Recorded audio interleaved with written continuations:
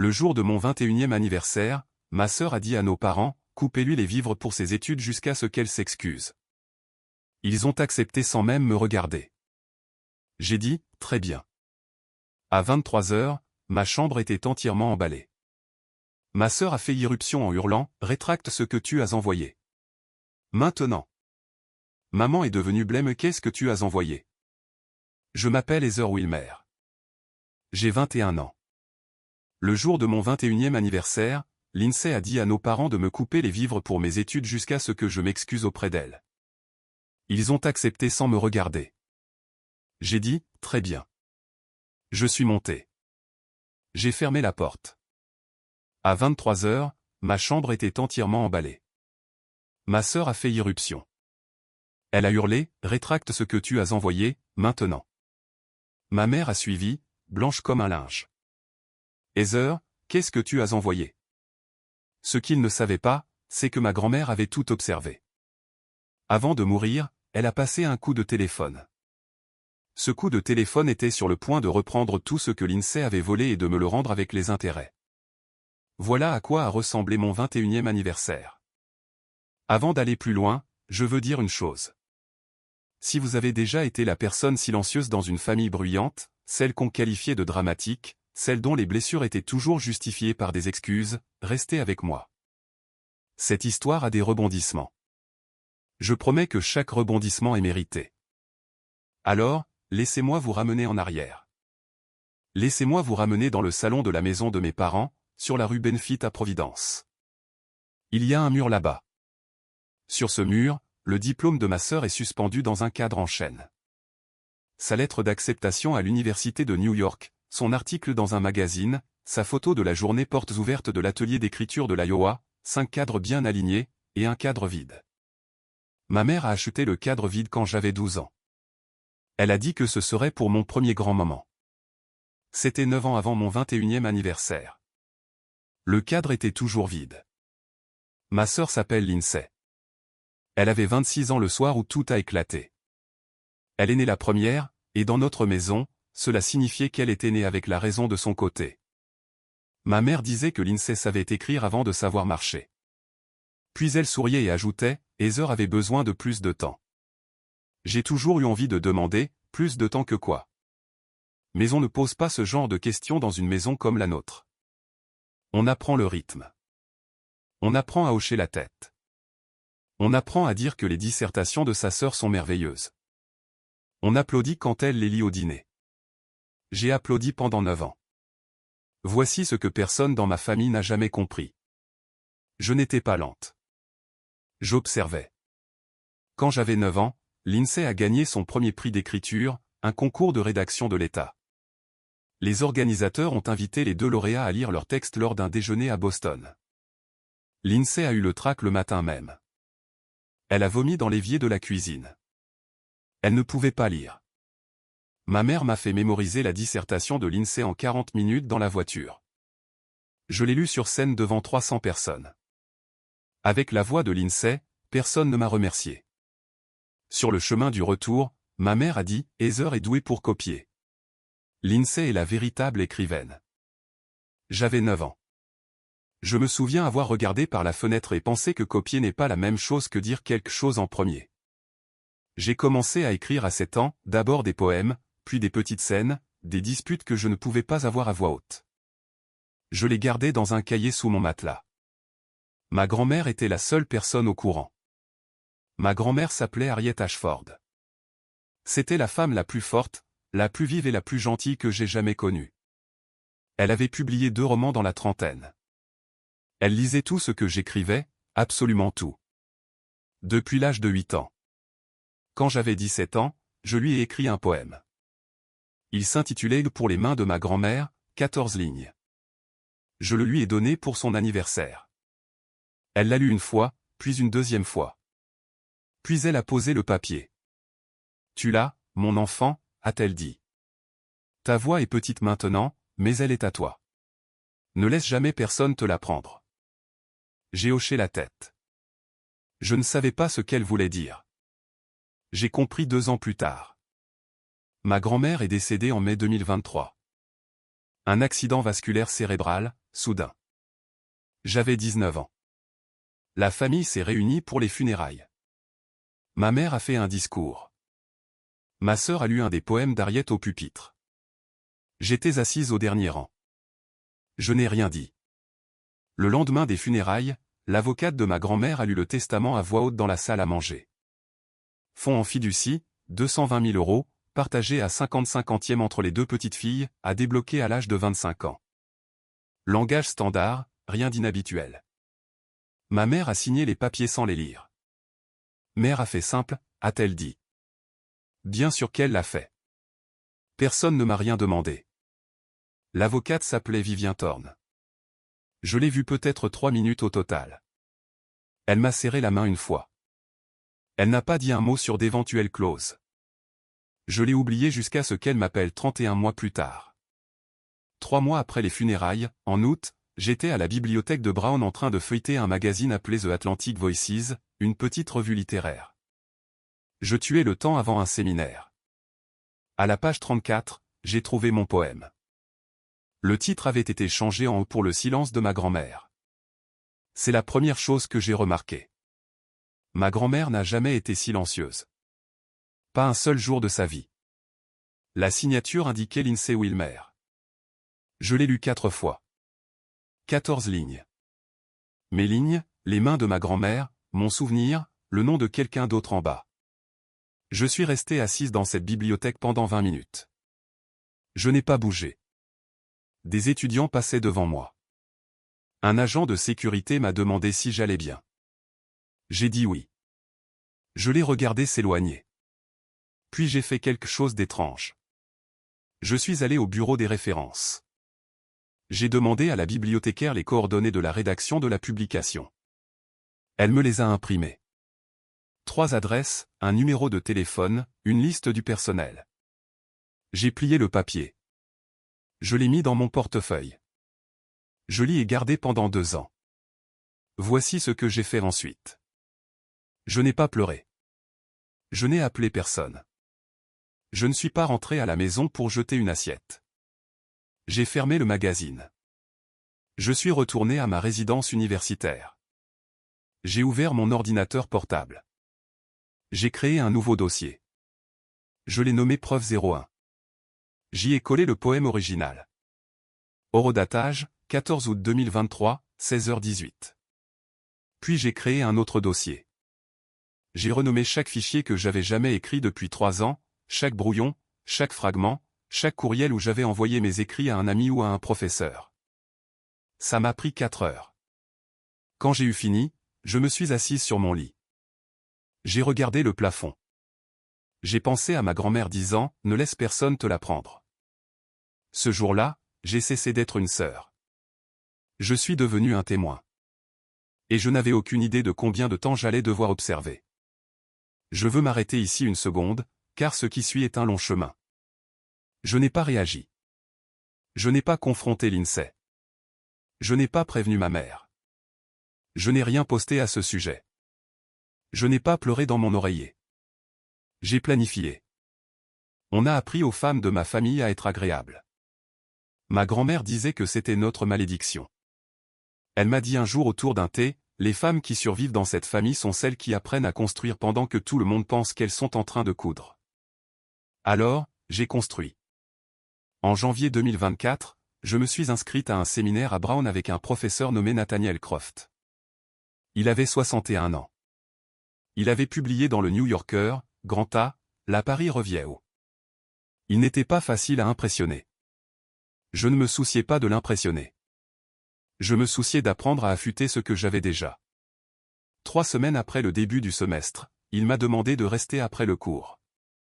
Il s'est assis derrière son bureau. Il a fait glisser un exemplaire de The Atlantic Voices vers moi. Le numéro d'août 2023, déjà ouvert à la page 34. Avez-vous déjà publié sous un autre nom, a-t-il demandé. Je n'ai pas respiré. Il a tapoté le poème. Je lis vos dissertations depuis 2 semaines. Puis j'ai relu ceci ce week-end. C'est la même voix. Quel nom est dessus? Je lui ai tout raconté en 48 minutes. Il n'a pas interrompu une seule fois. Quand j'ai eu fini, il a enlevé ses lunettes. Il s'est frotté les yeux. Il a dit 4 mots. Je sais qui vous devez rencontrer. Puis il a ajouté une chose. Heather, j'enseigne depuis 34 ans. J'ai déjà vu ça. 2 fois. Une fois, c'est allé au tribunal. Une fois, non. Ceux qui sont allés au tribunal, les étudiants ont fait une chose que ceux qui ont réglé à l'amiable n'ont pas faite. Quoi, ai-je demandé. Ils ont monté leur dossier pendant 1 an avant que quiconque sache qu'ils le montaient. Il m'a tendu un bloc-notes. Commencez par les dates. Chaque date dont vous vous souvenez. Chaque fichier, chaque conversation, chaque fois que votre sœur était seule avec votre ordinateur portable, chaque dissertation que vous avez rendue, chaque fois que vous lui avez montré quelque chose. Ne faites pas confiance à votre mémoire. Notez tout. J'ai écrit pendant 2 heures après avoir quitté son bureau. Quand je me suis arrêté, j'avais 51 entrées remontant au collège. Une semaine plus tard, j'étais en appel Zoom avec la professeure Vivienne Holloway. Vivienne est la directrice de l'atelier d'écriture de l'Iowa. Elle a 58 ans, précise, chaleureuse quand elle le veut, impitoyable quand il le faut. Elle connaissait Nathaniel depuis l'université. Il lui faisait entièrement confiance. Lors de notre premier appel, elle m'a demandé de partager l'historique de mes Google Docs. Je l'ai fait. Elle a lu en silence pendant 20 minutes. Puis elle a levé les yeux. Votre sœur a postulé à l'Iowa il y a 6 mois, a-t-elle dit. Son échantillon d'écriture est le vôtre. Mot pour mot. Nous étions sur le point de l'accepter. Donnez-moi 1 semaine. Je ne pouvais plus parler. Respirez, Heather. Vous n'êtes pas folle. Vous aviez raison. 1 semaine plus tard, l'Iowa a mis la candidature de l'INSEE en attente indéfiniment. L'INSEE ne l'a jamais su. Elle a dit à ma mère qu'elle était sur la liste finale. Ma mère a acheté une bouteille de champagne pour quand la lettre arriverait. Elle n'est jamais arrivée. Au printemps 2024, j'avais 3 choses que je n'avais jamais eues auparavant. Un témoin avec des qualifications, un programme d'études supérieures de premier plan prêt à me croire, et quelque chose qui ressemblait à un plan. J'avais aussi Sophie. Sophie Ashworth était ma meilleure amie à Brown. Nous nous sommes rencontrés en première année dans un cours d'écriture dramatique. Sophie était le genre de personne qui remarquait ce que les autres pensaient cacher. En décembre 2023, l'INSEE était venue chez nos parents pour les vacances. Elle a emprunté mon ordinateur portable un soir. Sophie était là aussi. Elle a discrètement pris des captures d'écran des noms de fichiers que l'INSEE ouvrait. À l'époque, Sophie ne savait pas pourquoi elle les avait prises. Quelque chose dans la pièce semblait étrange, a-t-elle dit plus tard. Et j'ai appris à faire confiance à ce sentiment. Ces captures d'écran sont restées dans son téléphone pendant 8 mois.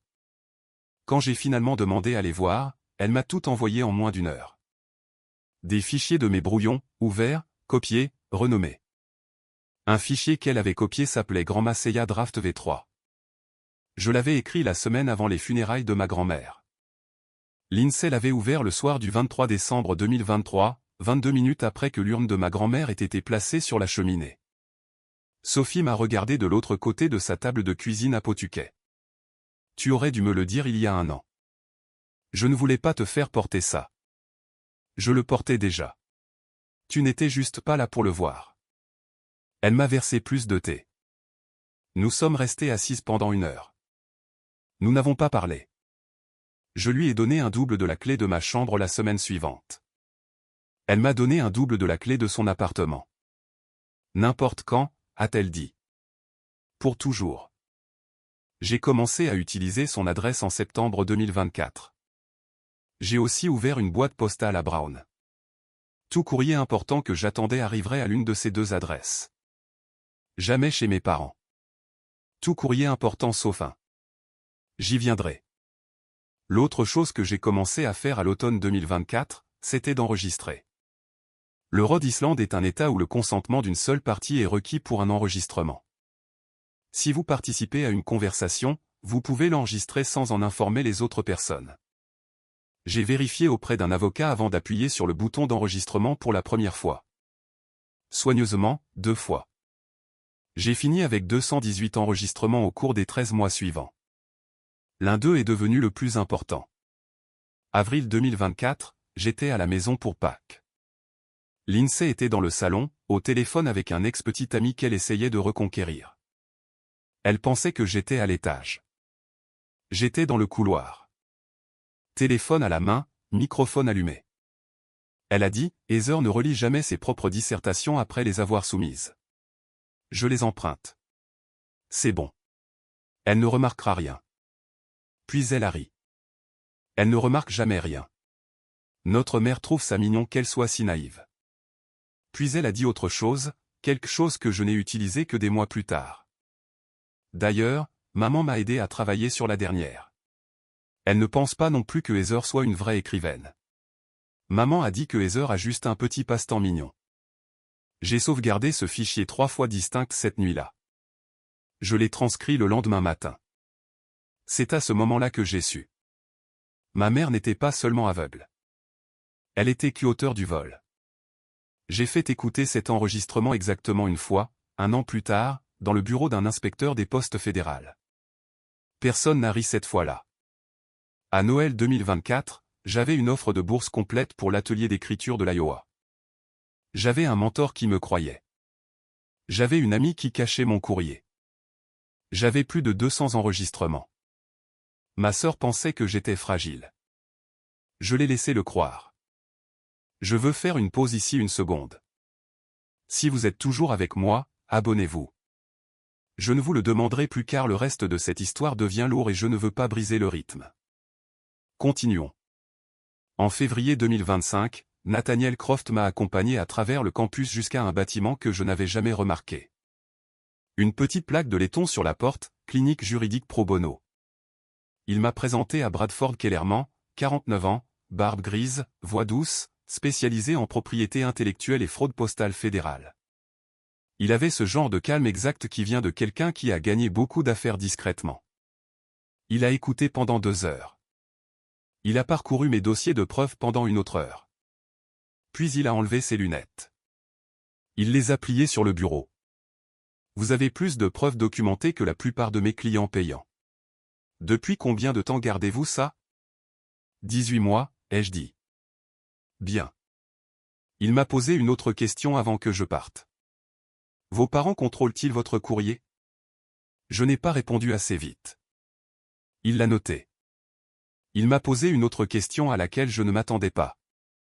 Quelque chose a-t-il déjà disparu? Quelque chose qui vous était adressé? Même quelque chose de petit. J'y ai réfléchi. J'ai réfléchi longtemps. Quand j'avais 16 ans, ai-je dit, j'ai postulé à un atelier d'écriture d'été à Breadloaf. Je n'ai jamais eu de réponse. Ma mère a dit qu'il n'avait probablement pas de place. Kellerman a noté cela aussi. Il y a 3 semaines, ai-je ajouté, une enveloppe brune de l'université Columbia. Je l'ai vue sur la table du hall. Elle avait disparu le lendemain matin. Ma mère a dit que c'était du courrier indésirable. Vous souvenez-vous de l'adresse de l'expéditeur? Département d'anglais, bureau des bourses. Il a levé les yeux. Heather, votre mère intercepte votre courrier depuis des années. Il l'a dit comme un diagnostic. J'ai dit, je sais. Depuis quand le savez-vous? Depuis que j'ai 12 ans. Je ne pouvais simplement pas le prouver jusqu'à maintenant. Entre mars et août 2025, Kellerman a rédigé 4 plaintes officielles. Une au service d'inspection postale des États-Unis, une au comité de plagiat de l'atelier d'écriture de l'Iowa, une au bureau régional de la Fondation Rhodes, une au comité de rédaction de Redwater Press où Lindsay venait de prendre un poste d'éditrice junior à Brooklyn. Il a chargé les 4 dans un système de séquestre électronique. Seul moi avait le mot de passe. Seul moi avait le déclencheur. Rien ne quitterait son bureau à moins que je ne le dise. Nous nous sommes rencontrés toutes les 6 semaines pour mettre à jour les faits. Chaque document était daté. Chaque affirmation était sourcée. Chaque reçu était étiqueté. En août, il m'a envoyé un message. Tout est chargé. Vous avez le code PIN. N'appuie que lorsque tu seras prête à ne plus jamais rentrer à la maison.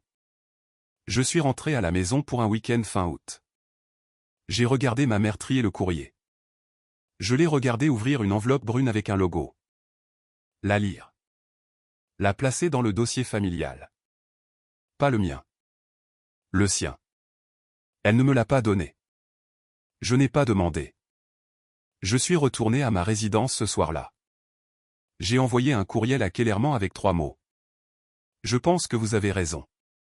Maintenant, en mai 2025, une autre lettre avait été envoyée. Je n'en avais parlé à personne. Ni à Croft, ni à Holloway, ni à Sophie, ni même à Kellerman au début. En juin 2024, j'avais discrètement soumis une candidature pour la bourse Rhodes, candidature régionale, Nouvelle-Angleterre. J'avais demandé au professeur Croft d'écrire une de mes lettres de recommandation. Il a dit oui sans hésitation. Il n'a pas demandé pourquoi je n'en avais pas parlé à ma famille. Un an plus tard, en mai 2025, j'ai appris que j'étais arrivé à la phase finale régionale. La Fondation Rhodes m'a envoyé une confirmation par courriel. Ils ont également envoyé une lettre imprimée par la poste à l'adresse de ma candidature. Cette adresse était celle de la maison de mes parents. C'est là que je veux être honnête avec vous, parce que vous le méritez. J'aurais pu faire suivre la lettre à l'adresse de Sophie. J'aurais pu demander une communication uniquement numérique. Je ne l'ai pas fait. J'ai laissé la lettre aller chez mes parents exprès parce que j'avais besoin de savoir ce que ma mère en ferait. J'en avais besoin comme preuve. Kellerman me l'avait dit calmement 6 semaines plus tôt. Si vous voulez que l'accusation fédérale tienne, elle ne peut pas être hypothétique. Il doit y avoir une lettre physique, une lettre suivie, une lettre qu'ils ont dû choisir de prendre. Alors, je les ai laissés choisir. La lettre a été envoyée un mardi de septembre 2025. Selon le suivi de l'USPS, elle a été livrée le jeudi. Ma mère a appelé l'INSEE le vendredi matin. Je le sais parce que la voisine de Sophie habite en face de la maison de mes parents. Cette voisine est l'ancienne colocataire de la mère de Sophie. Elle a vu la Honda de l'INSEE se garer dans l'allée le vendredi après-midi. Elle a envoyé un texto à Sophie. Sophie m'a envoyé un texto. Ta sœur est rentrée il y a 2 heures. Elle ne rentre jamais un vendredi. Puis le samedi soir, la voisine a envoyé un autre texto. La cheminée fume depuis 19 heures. Qui fait un feu en septembre? Je suis rentré à la maison le dimanche. Ma mère m'a serré dans ses bras à la porte. Elle sentait la fumée. Bienvenue à la maison, ma chérie. Du courrier pour toi cette semaine? Rien d'important, juste du courrier indésirable. J'ai hoché la tête. Je suis descendu au sous-sol. Mon père y avait une petite cheminée. Il l'utilisait pour ce qu'il appelait ses nuits de réflexion. La grille était encore chaude. À l'intérieur, j'ai trouvé un petit tas de cendres, fraîches. J'ai pris une pince à épiler de la boîte à outils de mon père. Je me suis agenouillé. J'ai délicatement soulevé les morceaux. Un fragment n'avait pas brûlé. 2 cm sur 3. Un coin portait le logo de la Fondation Rhodes, palme éclair. L'autre côté portait 4 mots écrits de la main de ma mère. Ne la laisse pas voir ça. Paige en a plus besoin. Paige était le surnom d'enfance de l'INSEE. Seules 3 personnes au monde l'appelaient encore ainsi. Ma mère était l'une d'entre elles. Ma main n'a pas tremblé. Cela m'a surprise. J'attendais ce moment depuis 1 an. Je n'avais juste jamais imaginé qu'il serait si petit. Je suis monté. J'ai pris 12 photos de ce fragment sous 12 angles différents. Je les scannais. J'ai envoyé les scans à Kellerman à 1h14. J'ai envoyé des copies à Sophie, sur un cloud personnel dont ma mère ignorait l'existence. Kellerman a répondu en 4 minutes. C'est ton coup de grâce. Quand est-ce qu'on l'active? J'ai tapé une date. Le 22 octobre, mon anniversaire. Il a répondu. Compris. Joyeux anniversaire en avance, gamine. Je veux que vous imaginiez quelque chose. Imaginez connaître la date à laquelle votre vie va changer. Imaginez savoir qui sera dans la pièce. Imaginez savoir quelles chansons joueront, quelle nourriture sera sur la table, sur quelle chaise votre père s'assiera. Imaginez pouvoir choisir l'heure. J'ai choisi 22h45. Entre les cendres en septembre et le dîner en octobre, j'ai continué à rentrer à la maison les week-ends. J'ai souri. J'ai parlé du temps avec mon père. J'ai laissé ma mère se vanter du nouveau travail de l'INSEE chez Redwater Press. Je me suis assise à table et j'ai mangé des pâtes. Un soir, début octobre, l'INSEE est venue pour une visite. Elle a annoncé à toute la famille qu'elle venait de recevoir une subvention de 23 000 € du National Endowment for the Arts. Pour les dissertations sur lesquelles je travaille, a-t-elle dit. Ma mère a pleuré. Mon père a versé du champagne. J'ai dit, c'est merveilleux, l'INSEE. Vraiment. Elle m'a regardé une seconde, cherchant quelque chose. Du ressentiment, de la faiblesse, tout ce qu'elle pourrait utiliser. Je ne lui ai rien donné. Elle s'est retournée vers mes parents et a continué à parler. Dans ma chambre ce soir-là, j'ai ajouté le NEA à ma liste. J'étais déjà en train de faire mes valises. 2 jours plus tard, le fiancé de l'INSEE, Jonathan, est venu dîner à la maison. Je ne l'avais rencontré que 2 fois. Il avait 29 ans, architecte. Il avait des yeux bienveillants. Il posait des questions et écoutait vraiment les réponses. Après le dessert, je l'ai aidé à porter les assiettes à la cuisine. Il m'a regardé et a dit, « Ta sœur ne parle pas beaucoup de toi. » Non, ai-je dit. J'imagine qu'elle ne le ferait pas. Il a ri. Puis il s'est arrêté. Y a-t-il quelque chose que je devrais savoir? Je l'ai regardé pleinement pour la première fois et j'ai dit, pas de ma part. Pas encore. Il a soutenu mon regard. Il a hoché la tête. Il a mis les assiettes dans l'évier. Puis il a dit, quand tu seras prête à me le dire, tu peux me trouver. Il m'a donné sa carte de visite. Je l'ai mise dans mon portefeuille. Derrière le papier avec les coordonnées de The Atlantic Voices. 3 semaines plus tard, je mettrai son adresse sur une enveloppe Kraft. Le 20 octobre 2025, j'ai fini de faire la dernière de 3 valises Samsonite bleu marine. Je les avais achetées en juillet avec ma propre carte de débit.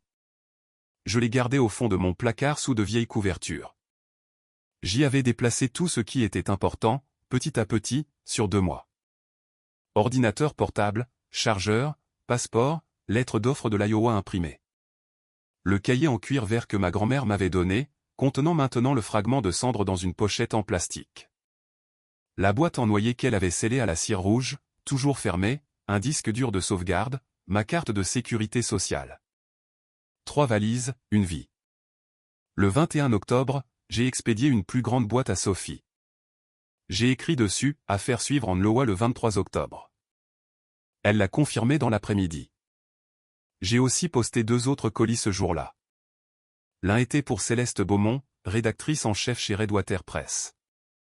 L'adresse de son bureau, marquée est confidentielle. L'autre était pour Jonathan Mérite. Pas d'adresse de retour, marquée est personnelle. Je n'ai ouvert ces colis devant personne, même pas Sophie. Kellerman m'avait prévenu. Une fois que ceux-là seront partis, tu auras 48 heures avant que l'histoire ne s'écrive d'elle-même. J'ai réservé un Uber pour 23h30 le 22 octobre. Destination, l'appartement de Sophie. Mon vol pour l'Iowa City était le lendemain après-midi. Je me suis endormi cette nuit-là comme on s'endort avant une opération. Pas paisible, pas effrayé, juste prête. 22 octobre, 18h. Ma mère a fait un poulet rôti. Mon père a versé du vin. L'INSEE est arrivé avec 15 minutes de retard et ne m'a pas dit bonjour. Ma mère a apporté un gâteau à 19h. Vanille. Elle ne savait toujours pas que je détestais la vanille. 21 bougies. Je les ai soufflées. Je n'ai pas fait de vœux. 21 ans. Heather, a dit ma mère. On dirait que c'était hier. Pour moi, ça semble une éternité. En fait, c'était la première pique. L'INSEE a posé sa fourchette. Elle s'est éclaircie la gorge. Avant les cadeaux, je dois aborder quelque chose. Mon père ne l'a pas regardé. Il n'a regardé personne. Il continuait à remuer son café, encore et encore, avec une petite cuillère en argent. Heather a dit des choses sur moi à ses professeurs, à des gens en Iowa. Je ne sais pas d'où elle sort ça, mais ça nuit à ma carrière. J'ai essayé de gérer ça discrètement. Ça ne marche pas. Ma mère s'est tournée vers moi. Est-ce vrai? Je n'ai pas répondu. L'INSEE a continué. Elle doit s'excuser publiquement ou il y aura des conséquences. J'en ai assez d'être entraîné dans ces drames. Douglas, a dit ma mère, qu'en penses-tu? Mon père a remué son café. Ce que tu penses être le mieux, Charlotte. Ma mère s'est tournée complètement vers moi. Heather, nous devons te couper les frais de scolarité jusqu'à ce que tu t'excuses auprès de ta sœur. C'est pour ton propre bien. Tu ne peux pas continuer à faire ça à notre famille. 3 visages à travers la table. Aucun d'eux ne me regardait. Ma mère regardait Lindsay. Lindsay regardait ma mère. Mon père regardait son café. Pas un seul d'entre eux ne m'a regardé. J'ai dit un mot. Très bien. Ma mère a cligné des yeux. C'est tout? Pas de dispute? Non. Lindsay a froncé les sourcils. Elle s'attendait à ce que je me batte. Elle avait besoin que je me batte. Elle voulait gagner une dispute visible. Je n'allais pas lui en donner une. Je me suis levé. J'ai quitté la salle à manger. Je suis monté par les escaliers. 17 marches. Je les ai comptées. Je comptais ces marches depuis l'âge de 5 ans. J'ai fermé la porte de ma chambre. Je l'ai verrouillée. Je me suis assise sur mon lit. J'ai regardé mon téléphone. 19h42. Encore 3h03 jusqu'à 23h. J'ai ouvert mon ordinateur portable. Tout était déjà en place. Il ne me restait plus qu'à attendre. J'ai envoyé un texto à Sophie. J-3 heures. Elle a répondu. Le canapé est prêt. Tout le reste aussi. Je t'aime. Merci pour les 18 derniers mois. Remercie-toi toi-même. Tu vas y arriver. J'ai passé les 2 heures suivantes à faire de toutes petites choses. J'ai essuyé le dessus de ma commode. J'ai plié une couverture. J'ai fait mon lit. J'ai posé la boîte en noyer sur mon sac d'ordinateur, toujours scellé, toujours en attente.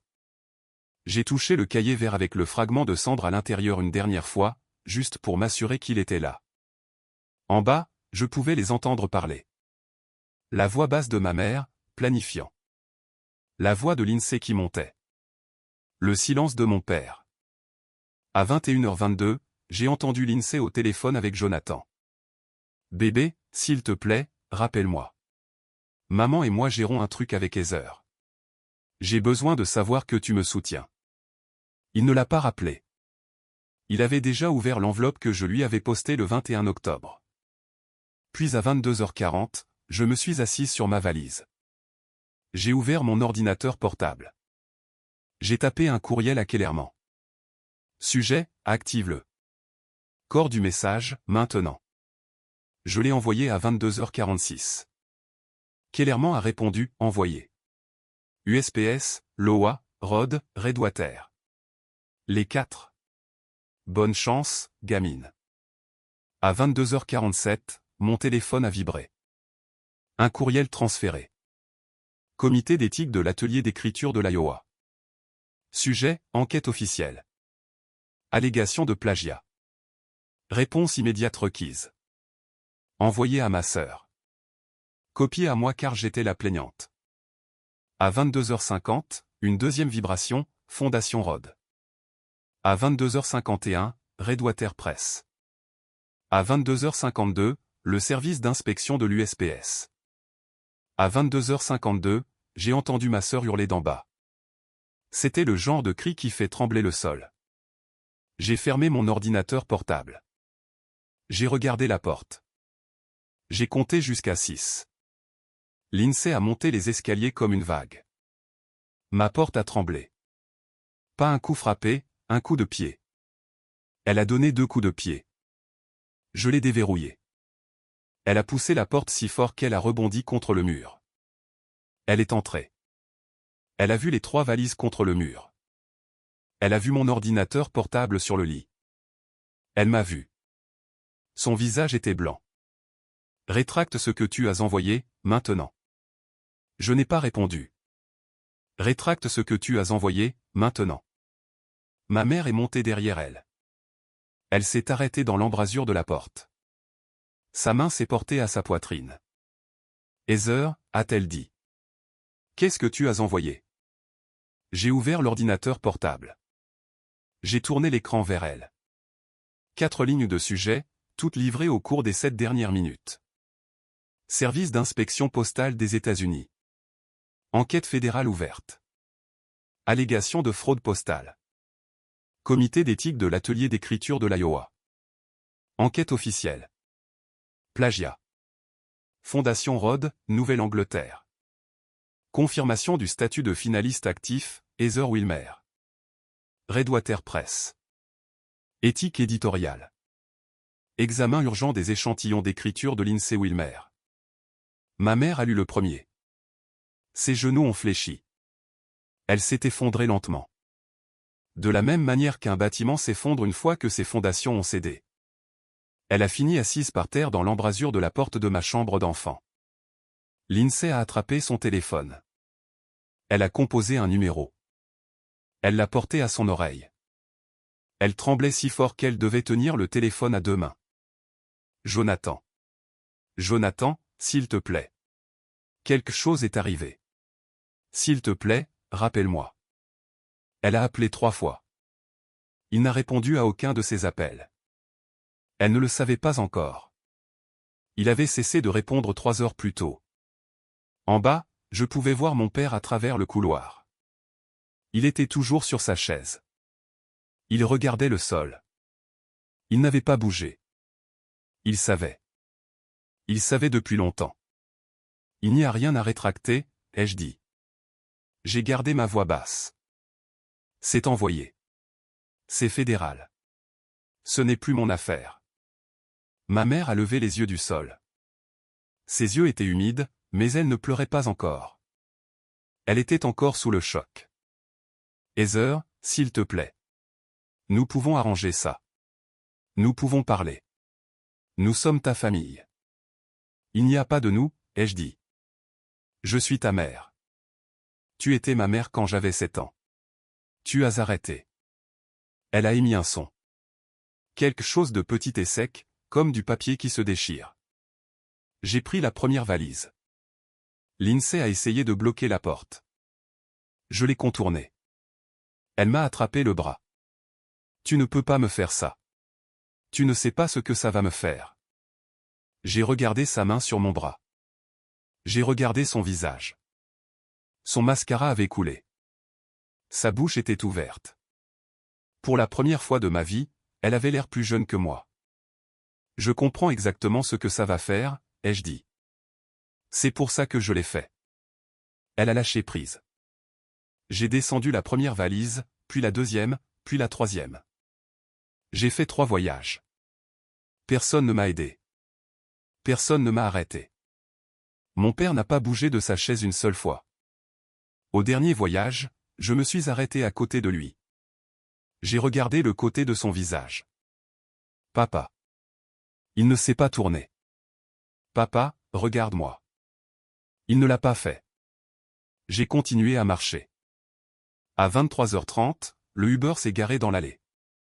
Ma mère m'a suivi jusqu'à la porte d'entrée. Ses cheveux s'étaient défaits. Sa voix se brisait. Heather, s'il te plaît. Où vas-tu dormir cette nuit? Je me suis retourné. Je l'ai regardée. J'avais attendu 21 ans qu'elle me pose une question comme celle-là. Quelque part où j'aurais dû aller il y a longtemps. Je suis sorti. Lindsay a couru dans l'allée en chaussettes. Elle criait mon nom. Le chauffeur a chargé mes valises sans un mot. Il l'a regardé une fois. Il m'a regardé. Madame, dois-je attendre? Non, s'il vous plaît, partez. Je suis monté. J'ai fermé la porte. La voiture a quitté l'allée. Ma sœur criait toujours dans le jardin. Ma mère était par terre dans le couloir. Mon père fixait le vide. Je n'ai pas regardé en arrière. J'avais regardé en arrière pendant 21 ans. C'était fini. Je me suis réveillé le lendemain matin sur le canapé de Sophie à Pawtucket. Elle a fait du café. Elle m'a tendu une tasse. Elle s'est assise à côté de moi sans rien dire. J'ai vérifié mon téléphone. 53 appels manqués. 31 textos. J'ai lu 3 des textos. Puis j'ai bloqué tous les numéros de ma famille. Un texto venait d'un numéro que je ne reconnaissais pas. 6 mots. J'ai reçu l'enveloppe. Merci. Je l'ai fixé un long moment. Puis j'ai enregistré le numéro sous un nouveau nom de contact, JM. Je l'ai bloqué aussi. Pas par colère, mais pour clore le chapitre. Mon courriel contenait un message de Kellerman. Envoyé à 6h42. Ils sont réveillés maintenant. Reste loin des réseaux sociaux. Ne parle à personne sauf à moi. L'Iowa veut programmer ton orientation. Tu es en sécurité. Sophie a finalement parlé. Qu'est-ce que tu veux pour le petit déjeuner? Tout sauf de la vanille. Elle a ri. J'ai ri. C'était la première fois que je riais depuis un an. J'ai pris l'avion pour l'Iowa City l'après-midi suivant. La professeure Holloway m'a accueilli à la porte d'arrivée. Elle n'a rien dit de profond. Elle a juste pris une de mes valises. Elle a dit, allons te ramener à la maison. Et elle m'a accompagné jusqu'à sa voiture. Maison. C'était la première fois de ma vie que quelqu'un utilisait ce mot pour désigner un endroit où je pouvais me reposer. L'effondrement a commencé 6 jours plus tard. Le lundi suivant, Céleste Beaumont a convoqué l'INSEE dans son bureau. Céleste était la rédactrice en chef de Redwater Press. La responsable des ressources humaines attendait déjà. Céleste a fait glisser un dossier sur le bureau. « Rendez votre badge d'accès », a-t-elle dit. « Videz votre bureau. Vous avez 30 minutes. » L'INSEE était chez Redwater depuis 11 mois. Elle avait reçu une prime à la signature de 16 500 €, basée sur des échantillons d'écriture qu'elle n'avait pas écrits.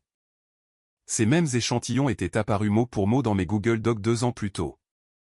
L'équipe juridique de Redwater a envoyé à l'INSEE une demande de remboursement formel le même après-midi. Son agent littéraire l'a laissé tomber à la fin de la semaine. L'agent a également exigé le retour d'une avance de 7 000 €. L'Association des éditeurs américains a ajouté son nom à une liste confidentielle de personnes à ne pas embaucher le vendredi.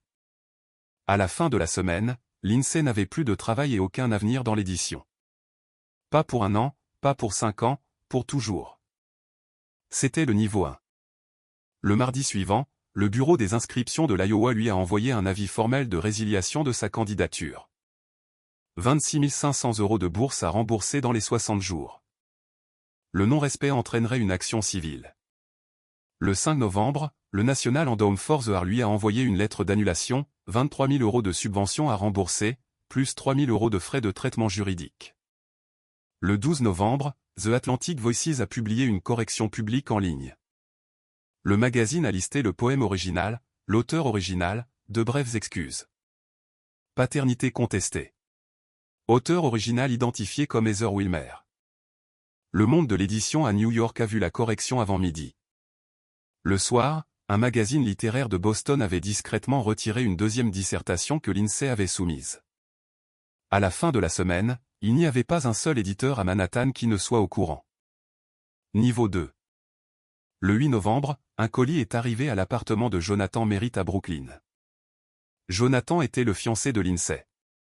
Il avait 29 ans, architecte. Il avait des yeux bienveillants. Il avait demandé l'INSEE en mariage 6 mois plus tôt.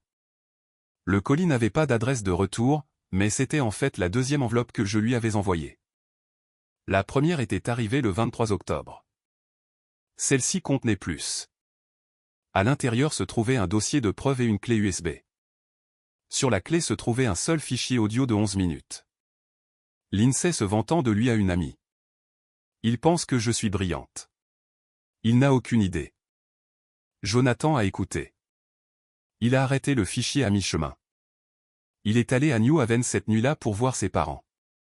Il est revenu 3 jours plus tard. Il s'est rendu à l'appartement de l'INSEE. Il n'a pas sonné. Il s'est tenu à la porte. La bague, a-t-il dit. Maintenant. Elle l'a ouvert. Elle pleurait depuis une semaine. Son visage était creusé. Jonathan, s'il te plaît, laisse-moi expliquer la bague. Maintenant. Elle l'a enlevée. Elle l'a placée dans sa paume. Il a fermé sa main. Il s'est retourné. Il a descendu les escaliers. Il n'a pas regardé en arrière. 2 jours plus tard, son avocat a intenté une action en justice pour les petites créances dans le Rhode Island pour récupérer formellement la bague. 10 500 €. Jonathan n'a plus jamais parlé à l'INSEE. Elle lui a envoyé des lettres pendant 3 mois. Il les a toutes retournées, non ouvertes. Il était la seule chose qu'elle avait jamais voulu et qu'elle ne pouvait pas voler. Niveau 3. Le 15 novembre, un inspecteur des postes fédéral nommé Darren Fitzgerald a rendu visite à la maison de mes parents. L'INSEE avait réemménagé dans sa chambre d'enfant 2 semaines plus tôt. Elle ne pouvait plus payer son loyer à Brooklyn. Fitzgerald était calme. Badge visible, poli. Mademoiselle Wilmer. Intercepter du courrier contenant une notification de Bourse Road est une infraction fédérale en vertu de la section 1708 du titre 18 du Code des États-Unis. Il a laissé une carte de visite et une convocation. Mon père a dû engager un avocat pénaliste. Cela lui a coûté 28 500 € d'honoraires. Le 20 novembre, l'INSEE a accepté un accord de plaidé coupable. Délit fédéral mineur, pas de procès, pas de prison, 500 heures de service communautaire, 3 ans de probation, 7 500 € d'amende, un casier judiciaire fédéral permanent, une interdiction de voyager de 5 ans au Royaume-Uni et au Canada. Le 28 novembre, l'Université de New York a mené un audit rétroactif de sa thèse de licence. Ils ont trouvé 2 chapitres contenant un langage provenant de dissertations que j'avais écrites à 15 ans. 15 ans. Je n'étais même pas encore au lycée. L'Université de New York a révoqué sa licence. À 26 ans, ma sœur n'avait plus de diplôme universitaire. Niveau 4. Le 25 novembre, on a demandé à ma mère de démissionner de son poste d'associé chez Hawthorne & Beck. Elle y travaillait depuis 16 ans. Le barreau du Rhode Island a ouvert une enquête éthique sur son rôle dans la fraude postale. Sa licence a été suspendue pour 2 ans. Son associé principal, un homme nommé Henry Beck, s'est rendu chez elle le soir de sa démission. Je l'ai appris plus tard. Il est resté assis dans sa voiture dans l'allée pendant 20 minutes. Puis il est reparti sans sortir. Son nom a été retiré du site web du cabinet le lendemain matin. Sa biographie, sa photographie, ses affaires, disparues. 16 ans effacés par un administrateur web en moins de 15 minutes. Mon père a pris une retraite anticipée le 1er décembre. Il avait 58 ans. Il avait prévu de travailler jusqu'à 65 ans. Il a commencé à m'écrire des lettres, 1 par semaine. Il les écrivait à la main. Il les envoyait à l'adresse de Sophie. Sophie les transférait à Iowa City. Je n'en ai jamais ouvert une seule. Je les ai gardées dans une boîte dans le placard du hall de mon appartement. La boîte est toujours là. Je ne suis pas encore prête à les lire. Peut-être un jour. Pas cette année. Niveau 5. Le 8 décembre, j'ai pris l'avion pour Boston pour mon entretien régional pour la Bourse Road. Je portais un chemisier simple, un pantalon repassé. J'ai répondu à toutes les questions qu'ils m'ont posées. J'ai parlé de ma grand-mère sans dire son nom. J'ai parlé de la voix. J'ai parlé de ce que cela signifiait de devoir prouver que l'on est l'auteur de son propre esprit. L'un des membres du jury m'a demandé ce que j'avais appris au cours des 2 dernières années. J'y ai réfléchi. Puis j'ai dit que le silence est une stratégie, pas une condition. Personne n'a parlé pendant 6 secondes. J'ai compté. Une semaine plus tard, le 15 décembre, j'ai reçu un courriel du docteur Malcolm Fairbank, le président régional. Je n'ai pas été choisi comme boursière Road. J'avais été sélectionné comme mention honorable de la Bourse Road. Cela signifie que mon nom est entré dans le dossier officiel du tour final comme finaliste digne de distinction. Pas une victoire, pas exactement une défaite, une reconnaissance discrète. Je suis resté avec le courriel pendant 20 minutes dans ma cuisine à Iowa City. Je n'ai pas pleuré. Je n'ai appelé personne. J'ai fait du thé. J'ai pensé à ma grand-mère. J'ai pensé à ce qu'elle disait à propos du presque. La paix la plus difficile à atteindre est celle que l'on fait avec le presque. Puis j'ai pensé à ma sœur. Le 17 décembre, le Providence Journal a publié un court article, 3 paragraphes. Une étudiante locale nommée mention honorable de la Bourse Road, au milieu d'une affaire de fraude postale fédérale impliquant sa famille. Ma sœur l'a lu dans la cuisine de nos parents. Voici la partie que je veux vraiment que vous entendiez, car c'est la partie qui l'a brisée. Ça l'a brisée parce qu'elle a finalement compris ce que je savais déjà. Elle avait brûlé la lettre. Elle avait commis une fraude postale fédérale. Elle avait perdu son travail, son diplôme, son fiancé, sa réputation, sa liberté dans tous les sens du terme. Elle avait brûlé une lettre pour empêcher un résultat. Le résultat n'allait jamais se produire. Je n'allais pas gagner la bourse Rhodes. Elle avait brûlé une lettre pour ne rien arrêter. Elle avait perdu toute sa vie pour empêcher quelque chose qui n'allait jamais arriver.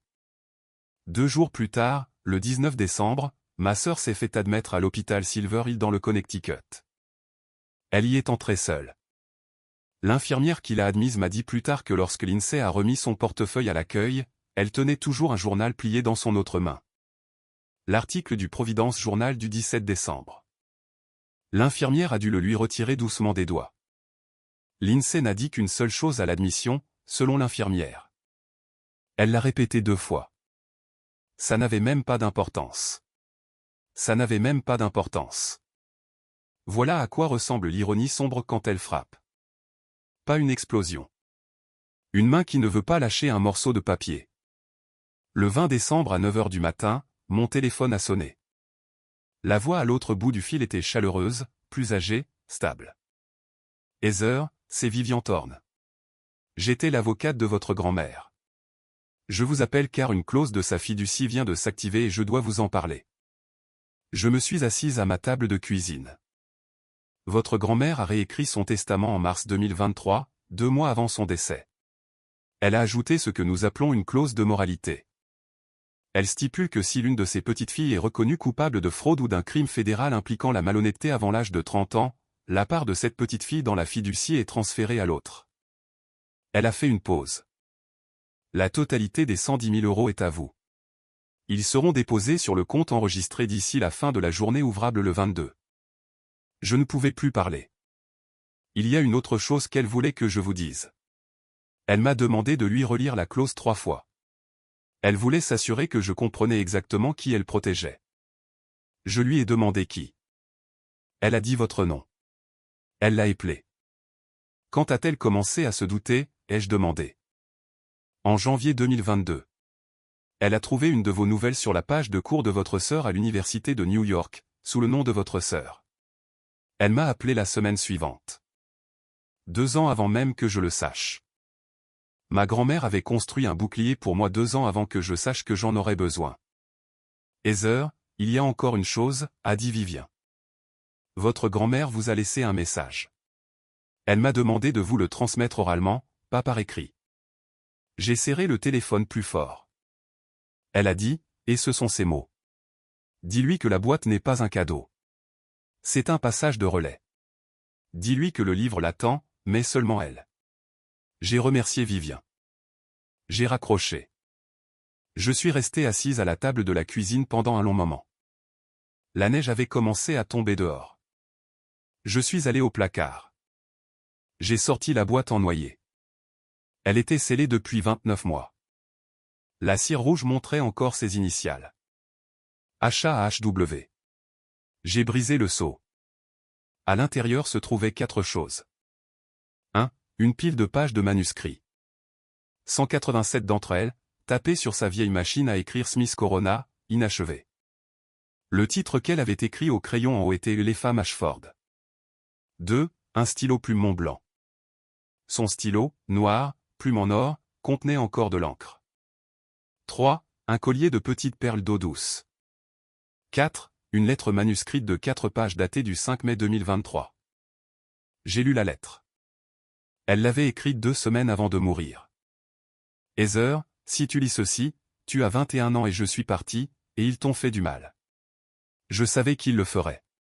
Je le sais depuis que tu as 7 ans et que ta mère a cessé de te regarder de la même manière. J'ai essayé de te protéger de mon vivant en étant la seule dans cette maison à te voir clairement. Maintenant, je dois te protéger après. Je t'ai laissé la moitié de tout, mais j'ai écrit une clause qu'aucun d'eux ne connaît. Ta sœur essaiera de prendre ce qui est à toi. Elle l'a peut-être déjà fait. Quand elle sera démasquée, sa part deviendra la tienne. C'est mon dernier cadeau. Mon autre cadeau est ce livre. Je n'ai pas pu le finir. Mes mains m'ont lâché. Finis-le pour moi. Signe de ton propre nom cette fois. N'aie plus jamais peur d'être l'auteur de quoi que ce soit. Ta voix est un feu, mon enfant. Personne ne peut le brûler. Il est en toi, pas sur du papier. Maintenant, va vivre. Écris tout. Avec amour, grand-mère H. Je suis resté avec cette lettre pendant plus d'1 heure. Puis j'ai pris son stylo. J'ai ouvert un cahier vierge. J'ai écrit 3 mots en haut de la première page. L'architecte silencieuse. Puis j'ai commencé à écrire. Voici ce que j'ai fait avec l'argent. 88 000 € sont allés dans un petit appartement à Iowa City. Content, pas d'hypothèque, pas de prêt, aucune banque entre moi et ma porte d'entrée, plus jamais. 23 000 € sont allés dans une nouvelle bourse à Brown, la bourse littéraire Harriet Ashford, pour une femme écrivain parent issue d'une famille qui a essayé de la réduire au silence. La première bénéficiaire serait sélectionnée au printemps suivant. Je ne ferai pas partie du comité. Je ne connaîtrai pas son nom. C'était le but. J'ai écrit pendant 6 semaines, 8400 mots, une nouvelle. Ce n'était pas sur ma sœur. Ce n'était pas sur ma mère. Ce n'était pas une vengeance. Je n'avais plus besoin de vengeance. J'avais quelque chose de mieux. J'avais ma voix. Et j'avais chaque heure de chaque jour pour l'utiliser comme je le voulais. L'histoire parlait d'une fille qui construit une maison en papier. Tout le monde lui dit que la maison brûlera. Elle la construit quand même. Quand elle brûle, elle se rend compte que la maison n'a jamais été le but. La construction l'était. J'ai terminé le brouillon le 20 décembre. J'ai révisé pendant 2 jours. Le 2e lundi de décembre, je l'ai soumis au New Yorker. Portail de fiction, lettre de motivation, 3 phrases. Je n'ai pas mentionné mon nom de famille. Je n'ai pas mentionné ma famille. Je n'ai mentionné rien d'autre que le travail. Le 23 décembre à 21h17, mon ordinateur portable a sonné. Un courriel d'une éditrice de fiction nommée Janet Nolan. Sujet, concernant votre soumission, l'architecte silencieuse. Corps du message, Mademoiselle Wilmer. Nous aimerions discuter de cette œuvre avec vous après les fêtes. Veuillez répondre à votre convenance en janvier. J'ai lu le courriel. Je n'ai pas ouvert la réponse. Pas ce soir-là. Je le ferai en janvier. Mais ce soir-là, je voulais savourer le fait que j'avais écrit quelque chose sous mon propre nom, avec ma propre voix, pour la première fois de ma vie. Personne n'allait le lire avant que je sois prête. J'ai fermé l'ordinateur portable. Je suis allé dans la cuisine. J'ai fait bouillir de l'eau. J'ai sorti un sachet de thé Earl Grey, celui que ma grand-mère avait bu chaque matin pendant 60 ans. J'ai porté la tasse à la fenêtre. Je me suis assise sur le rebord. La neige tombait sur une rue vide à Iowa City.